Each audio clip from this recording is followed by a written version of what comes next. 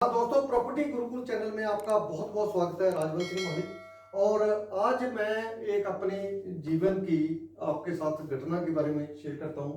जब मैंने real estate का काम शुरू किया था 1992 में शुरू किया था, तो हमारे पर यहाँ मोहाली में बहुत बड़ा शहर नहीं था, थोड़ा शहर, छोटा शहर था। और उसमें हमें देखने के लिए एक नक्शा मिलता था जिसकी कीमत सिर्फ 200 रुपये थी। तो 200 रुपये का मैप खरीदने की बजाय लोग ये कहते थे कि आप पहले कोई डील कर लो, फिर जाके आप अपना नक्शा खरीद लेना 200 रुपये का। मैं काफी देर लगा रहा, मेरा कोई काम नहीं होगा। फिर मैंने जाके नक्शा खरीदा। नक्शा खरीदने के बाद और स्टडी किया। जब उसमें प्रॉपर स्टडी किया तो मेरी नॉलेज बढ़ी। नॉलेज बढ़ने के बाद मेरी डील, जो फर्स्ट डील है, और तब हुई थी जाके दिसंबर 1992 में। तो मेरा मतलब ये है कि जब हम किसी चीज को ये देख लेते हैं कि हमारा ये काम हो जाए तो फिर हम ये करेंगे, ये काम हो जाए तो ये करेंगे, वो कभी नहीं होता।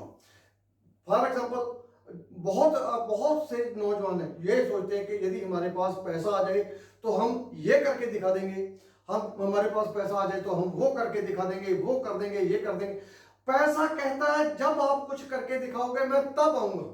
ये नक्शे की कॉपी ने भी मेरे को ये कहा कि पहले मेरे को खरीद, फिर उसके बाद मैं आपकी डील करवाऊंगी। सो हमने ये सोचना है कि नक्शे की कॉपी पहले खरीदनी है, नॉलेज लेने के लिए नॉलेज पहले लेनी है या नॉलेज बाद में लेनी है।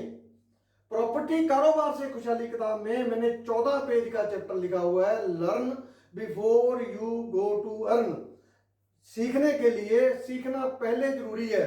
यदि आप सीखोगे, सीखना शुरू कर दोगे, नॉलेज लेनी शुरू कर दोगे, नॉलेज को अप्लाई करना शुरू कर दोगे, तब जाके आपकी नॉलेज आपकी पावर बनती है। मैं हमेशा कहता हूं knowledge is not power but applied knowledge is power. यदि अप्लाइड नॉलेज आपके पास होगी तो डेफिनेटली आपके पास ताकत आएगी और आपका जो कॉन्फिडेंस है वो कॉन्फिडेंस लोगों से अलग हो जाएगा। सो हमने ये देखना है कि जब मैंने, यदि मैं 200 रुपए की, तो मैं बैंक में काम करता था, 200 रुपए कापी तो मैं खरीद ही सकता था, कोई दिक्कत नहीं। लेकिन मैं तब तक, मतलब जब तक मैंने कापी पहले नहीं खरीदी, उसके ऊपर से स्टडी नहीं किया, उसके ऊपर मेरा कॉन्फिडेंस नहीं बढ़ा, तब तक मेरी डील नहीं हुई।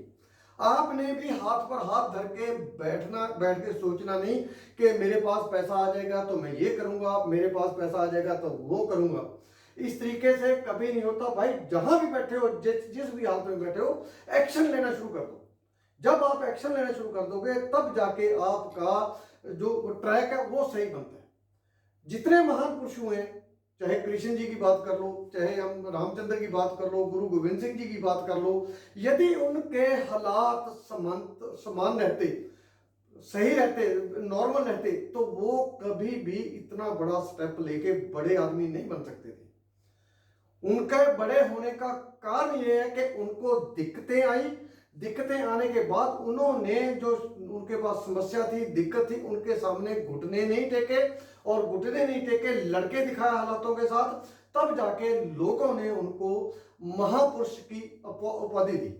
सो हमने, मतलब डरना नहीं है, किसी बात से नहीं डरना। ये नहीं कि हमारे पास ये हो जाए तो हम ये कर लेंगे, ये हो जाए तो ये कर लेंगे, ऐसा कभी नहीं होता।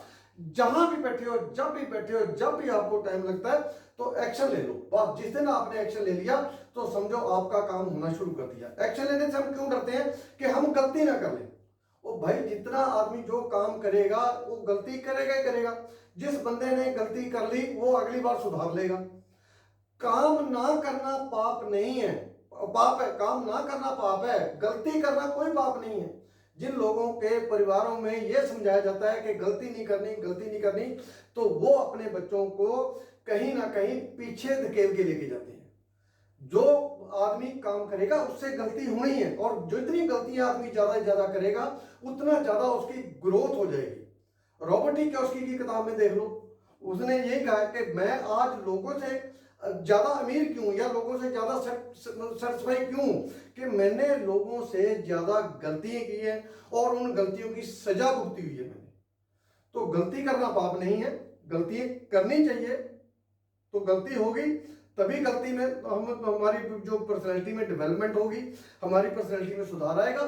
सो गलती करने से नहीं डरना।